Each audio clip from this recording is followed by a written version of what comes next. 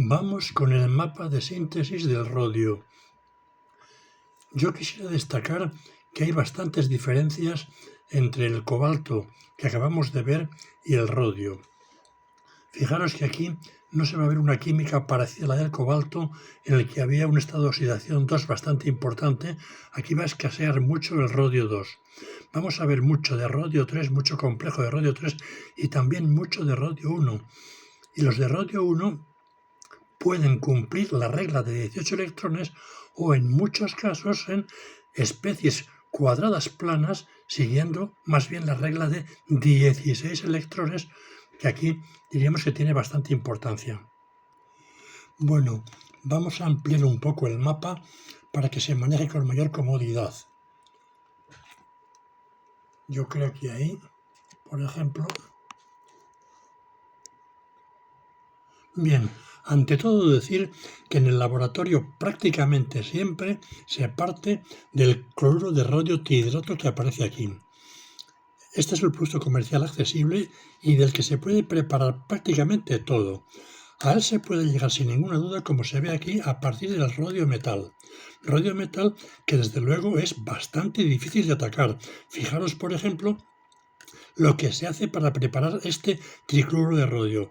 Tratarlo a temperatura media alta con cloruro potásico y cloro, imprescindible para oxidarlo y para formar pues un clorocomplejo, clororodato de potasio. Bueno, extraerlo con agua, después sosa, medio básico, bueno, para purificaciones, y luego clorhídrico y cristalizar.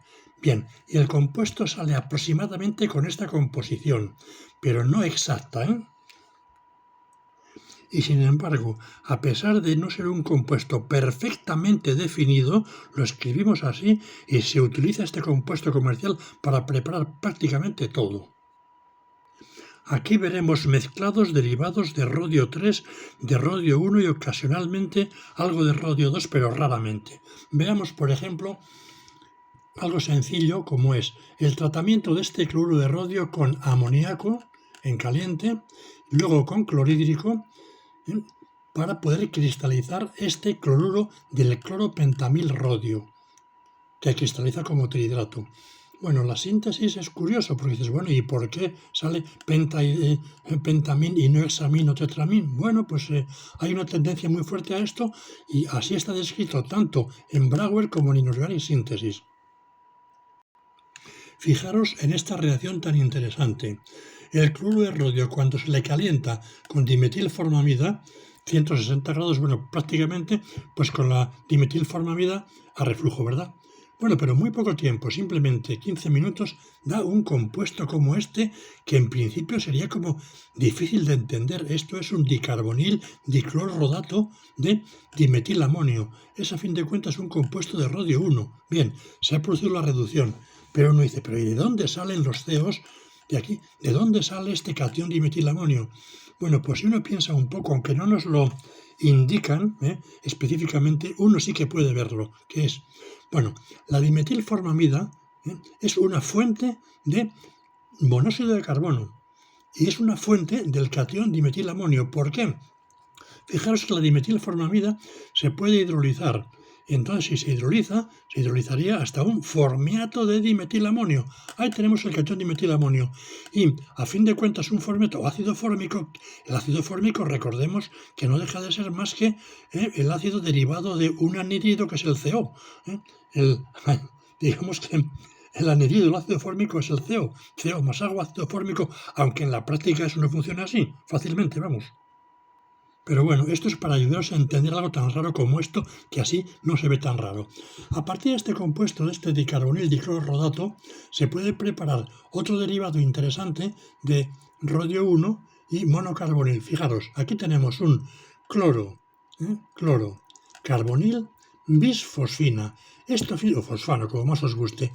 Esto, a fin de cuentas, no es ni más ni menos que una trifenilfosfina sulfonada, tetrasulfonada.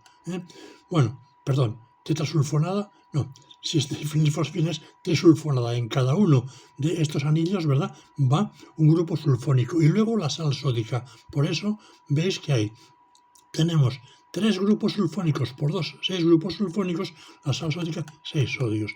Pero a fin de cuentas esto no es ni más ni menos que algo parecido a un clorocarbonil bistrifenilfosfina, ni más ni menos que eso. Lo que ocurre es que de esta forma se tiene un derivado que es soluble en agua y nos permite trabajar en agua, por eso es importante. Fijaros que aquí estamos en complejos de rodio plano cuadrados de 16 electrones. Bien, veamos esta reacción con monóxido de carbono en caliente durante varias horas. Así se puede preparar el cloruro dicarbonil rodio, pero fijaros, es un dímero. Claro, es obligado que sea un dímero, ciertamente, y aún así todo, si os fijáis, también es un 16 electrones, puentes de cloro cuadrado plano el rodio. Si la reacción se lleva a cabo en dimetil sulfósido caliente con monóxido de carbono y en medio básico, ¿verdad? Durante bastante tiempo, un día, ¿verdad? A fin de cuentas, pues se llega a un tetracarbonil rodato de potasio, es lo que tendríamos, pero para estabilizarlo mejor, pues le añadimos un cloruro de ppn de forma que precipita la sal de ppn mucho más manejable. Aquí tenemos la síntesis de un complejo plano cuadrado, bueno, pues análogo a la sal de Baska en iridio, ¿verdad? Es el transclorocarbonil bistrifenilfosfina, rodio 1. Bueno, pues se prepara, fijaros, utilizando formaldehído, que a fin de cuentas va a ser la fuente del monóxido de carbono, trifenilfosfina, buen reductor ciertamente, ¿verdad? Pero ya directamente llegamos de rodio 3 a rodio 1 en este compuesto. Plano cuadrado, obviamente, por eso decimos que sale el isómero trans. También es normal, porque a fin de cuentas las trifenilfosfinas son bastante voluminosas y será preferido que estén en trans a que estén en cis. Aquí se muestra la preparación de un hidruro de rodio 1 con este más diop. Este diop es una difosfina quelante un tanto compleja que puede, diríamos, resolverse muy fácilmente, y aquí tenemos uno de los isómeros ópticos, el más, ¿verdad? Bueno, pues fijaros, aquí se utiliza como fuente de reducción y de hidruro el borhidruro sódico. Y la reacción es como muy fácil. Fijaros que este es un 18 electrones, este era un 16, este es un 18. Aquí se muestra la preparación de un derivado nitrosílico utilizando diazal como fuente del nitrosilo. Bueno, el diazal yo creo que ya ha salido otras veces, y el diazal no es ni más ni menos que algo así como un N-metil, N-nitroso, paratoluensulfonamida. Bueno, es un agente nitrosilante suave pero enérgico y que se utiliza con mucha frecuencia. Cuando nos movemos con complejos nitrosílicos, fijaros, pueden contarse como dadores de un electrón o de 3 electrones. Con mucha frecuencia decimos de 3 electrones. Si es de 3 electrones, efectivamente este es un 18 electrones, ¿verdad? Pero a veces, bueno, pues son angulares y son simplemente dadores de un electrón. Bueno, como un halógeno coordinado, pues igual. Aquí tenemos la preparación del acetato de rodio. Esto es formalmente, ¿verdad?, un acetato de rodio 2, de los pocos compuestos de rodio 2, pero claro, es que tiene un enlace metal-metal, O sea, aquí tenemos entonces los puentes acetatos y tenemos enlace rodio-rodio. Fijaros, aquí el reductor es el etanol y luego, pues por razones, diríamos, prácticas, difíciles a veces de explicar, pues se añade metanol para que cristalice con el metanol.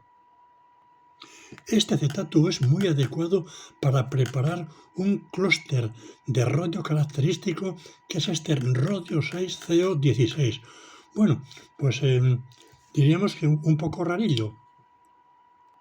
Bueno, tampoco tan rarillo, porque esto a fin de cuentas no es ni más ni menos que un octaedro de 6 rodios, y luego de estos 16 COs, algo así como que cada rodio liga 2 COs, 2 por 6, 12, y los 4 que quedan van a los centros de las caras del octaedro, pero solamente a 4 de las caras de las 8 que tiene el octaedro. Bueno, cosas que pasan, pero bueno, queda bastante simétrico, Y aquí tenemos la relativamente fácil preparación de un carbonilo de rodio. Fijaros, lo he escrito así, pero esto sería rodio 4CO12. Y lo lógico sería, pues, un tetraedro de 4 rodios y luego, sobre cada uno de los rodios, pues, 3 COs. Sin embargo, pues no. Resulta que no, que la situación es como se describe aquí. Aquí aparecen 4 puentes de CO entre los rodios. Y dices, bueno, pues qué forma de hacer cosas poco simétricas. Algo parecido también ocurría en el carbonilo de hierro, pero bueno. Bueno, antes vimos aquí la preparación de un hidruro. Bueno, pues aquí tenemos la preparación de otro hidruro más sencillo con trifosfina, pero estrechamente relacionado con este. Este era una difosfina quelante. Bueno, esta es trifenilfosfano, ¿verdad? Bueno, pues en este caso la reducción se hace con la propia trifenilfosfina y, bueno, pues bastante sencillo, ¿eh? En 10 minutos, en etanol a reflujos, temperatura relativamente baja, pues muy bien. Hidruro que luego se puede transformar en otros compuestos como este acetato, aunque no sé si este tiene demasiado interés.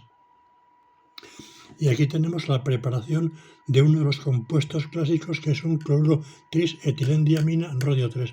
Se prepara, bueno, pues como se ve aquí, simplemente pues a temperatura baja, 0 grados, pues añadiendo al cloruro una mezcla de etilendiamina y agua. Bueno, luego dice, bueno, se calienta luego durante 15 minutos, bueno, luego dice, luego también se calienta en etanol, bueno, y luego se enfría durante un par de horas, en fin. Este tipo de detalles serían un tanto discutibles, pero vamos, la preparación es como muy fácil. Y voy a cortar aquí para que no se ponga demasiado largo.